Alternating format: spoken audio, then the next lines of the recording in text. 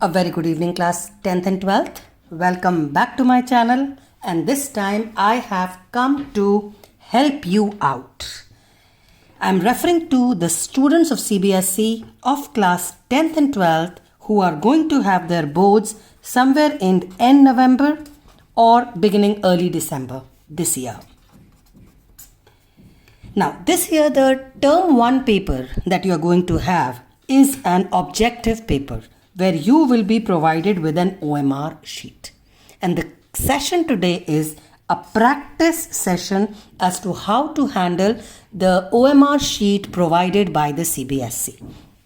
In this particular class, I would be helping you get used to this OMR sheet which the CBSE has provided us so that you do not fumble in your examination. Okay? तो हम आज OMR sheet को कैसे attempt करना है वो आज की क्लास में जानेंगे.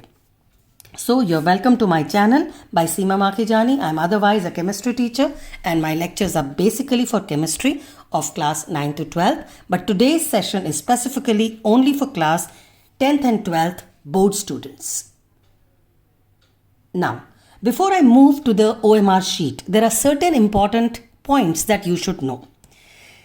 Your reporting time has to be before 11:10 a.m. to your board centers. From 11:10 to 11:30 is your reading time. A 20-minute reading time is being provided to you, and this reading time is crucial for you to decide which questions you will not attempt.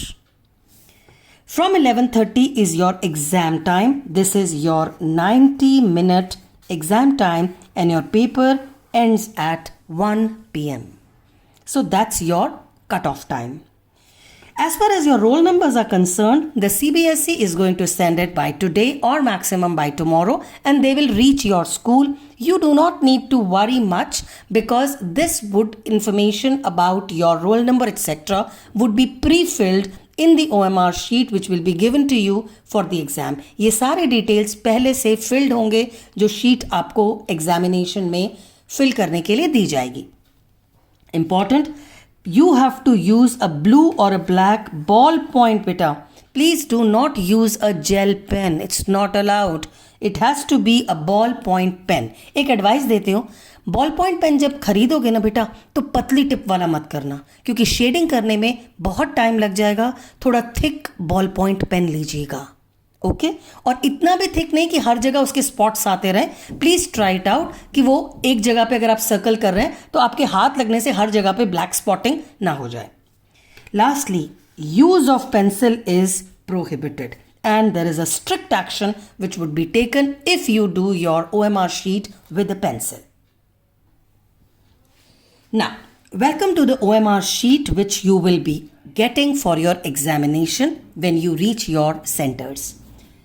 Now, this OMR sheet is to be filled by you as it is written here only in a blue-black ballpoint pen. That's the first point. Please, as I said, ballpoint pen ध्यान से खरीदिएगा. First shelf में आपका roll number है which will be already filled in the sheet. Digits and words, everything will be filled. आपको fill करने की ज़रूरत नहीं होगी. Day and date of the examination आपके पास पहले से date sheet है, ये भी filled होगा. Center number and the name of the center would also be filled. Subject code और name of the subject, for example chemistry है तो 043 और chemistry यहाँ पे लिखा हुआ होगा. Candidate's name, आपका नाम जो भी होगा यहाँ पे printed होगा. Father's name भी printed होगा. School code and the name भी printed होगा. So कई बार क्या होता है सेंटर और आपका स्कूल अलग हो सकते हैं पर ज़्यादातर लोगों का सेंटर उनका अपना ही स्कूल होगा तो this part and this part maybe same. But you don't need to worry, ये सारा का सारा सेक्शन यहाँ से लेकर यहाँ तक विल बी प्री फिल्ड.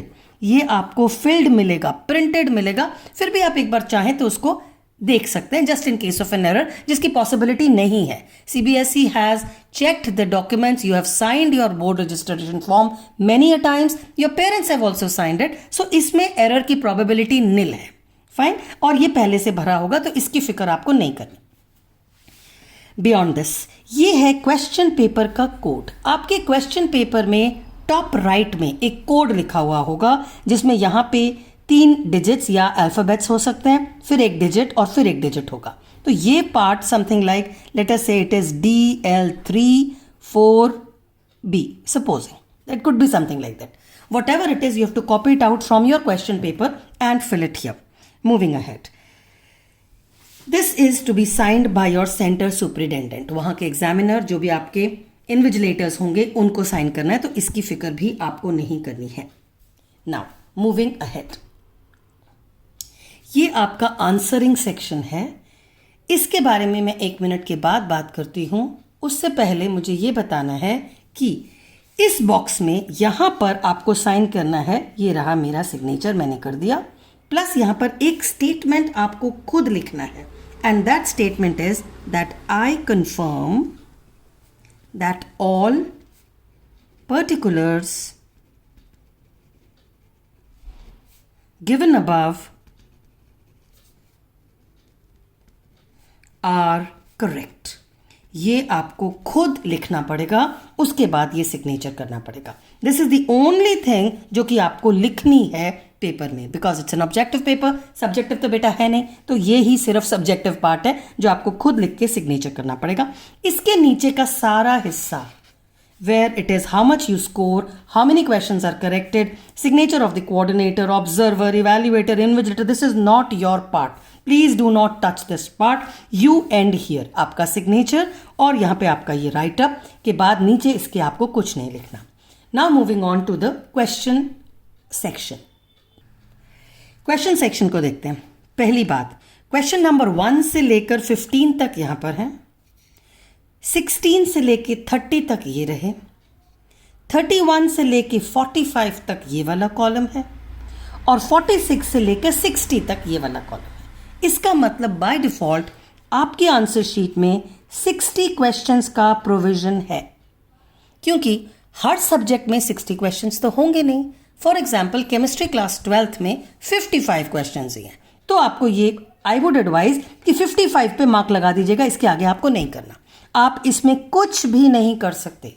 ऐसा नहीं कि आप इसको यूज करने की कोशिश करें कि कोई पूरा गलत क्वेश्चन हो गया, सपोजिंग 23rd क्वेश्चन गलत हो गया, तो आप इसको क्वेश्चन काट के यहाँ पे पूरा लाइन लगा के और यहाँ पे लिख दें जी ये मेरा 23rd क्वेश्चन है और मैं इसको यहाँ कर रहा हूँ। This is not allowed. So you will not, अगर 55 क्वेश्चंस का क्वेश्चन पेपर है तो आप इसके बियॉन्ड अटेम्प्ट ही नहीं कर सकते। That's point number 1। Now moving ahead, paper में करना कैसे है। फॉर एग्जाम्पल मेरे क्वेश्चन नंबर 1, जब मेरा रीडिंग टाइम है ना बेटा, सबसे इंपॉर्टेंट बात यह है कि रीडिंग टाइम में प्लीज ट्राई टू आइडेंटिफाई कि कौन से क्वेश्चंस आप नहीं अटेम्प्ट करेंगे। सपोजिंग आपके पेपर में सेक्शन 1 जो है वो 25 क्वेश्चंस का है, ये रहा, तो मैंने यहाँ मार्क कर दिया। सेक्शन 1 मेरा 25 क्वेश्चंस का है और इसमें मैंने डिसीजन ले लिया कि मुझे कौन से 4 या 5 क्वेश्चंस नहीं करने हैं।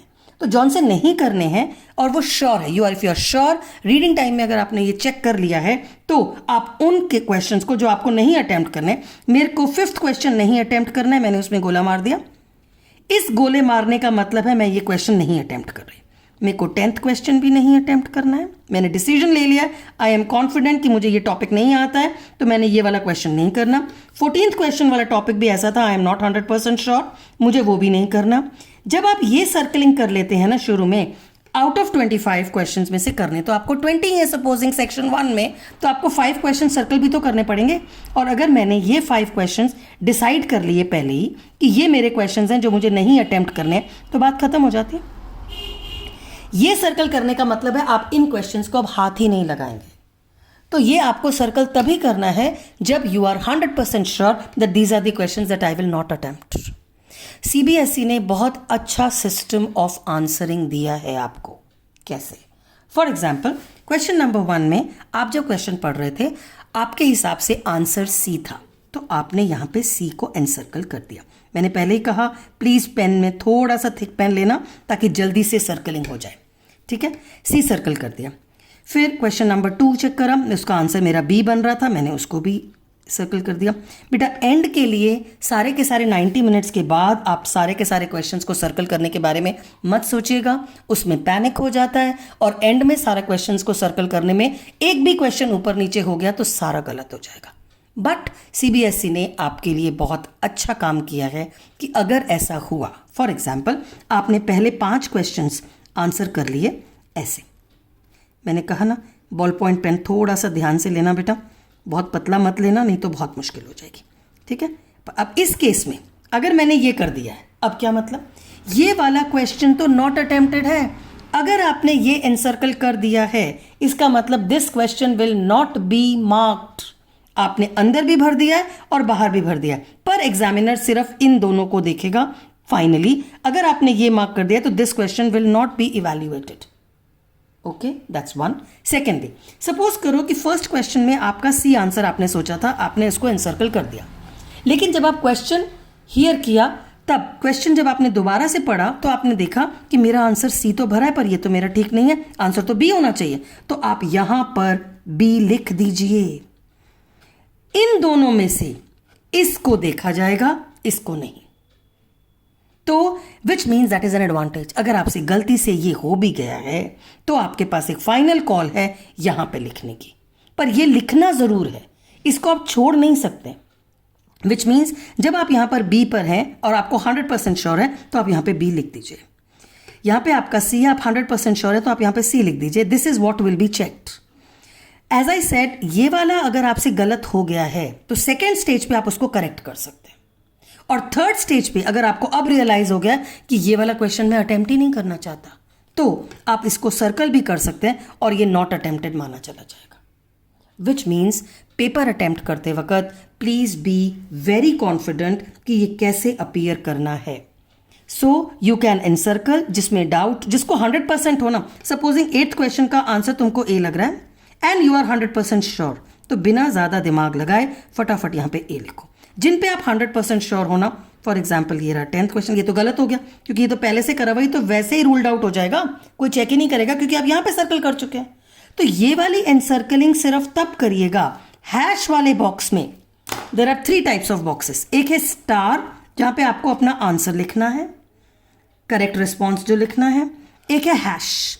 Hash is only to be considered if you are not attempting a question, तो उनको एनसर्कल करना है। Star has a priority over responses. इनके हिसाब से अगर स्टार में चेंज है तो स्टार वाले को एप्लीकेबल माना जाएगा। एक बार दोबारा समझा देती हूं। क्वेश्चन नंबर 11 में आपने एनसर्कल तो किया ए, लेकिन यहां पे लिखा सी, तो एग्जामिनर सी को चेक करेगा, ए को नहीं। क्वेश्चन नंबर 13 में आपने लिखा बी और आपने यहां पे बाद में रियलाइज किया ये बी में से गलत हो गया है, आंसर डी है, तो एग्जामिनर ने ये डी देखना है, because the examiner is checking, it's a human paper checking, it is not by a machine कि इस पे वैलिड होगा। बट ऐसा नहीं है कि आप इनको छोड़ के चलेंगे। This star box is only given for your convenience, so that अगर कहीं पे किसी क्वेश्चन में आपसे गलती हो गई है तो आप बॉक्स में करेक्ट कर सकते हैं। Please do not cut and overwrite. Cutting and overwrite से कोई भी मार्क्स नहीं मिलेंगे। अगर आपने ऐसा कुछ किया, गलतियां करने के तरीके कौन से? Have a look at this.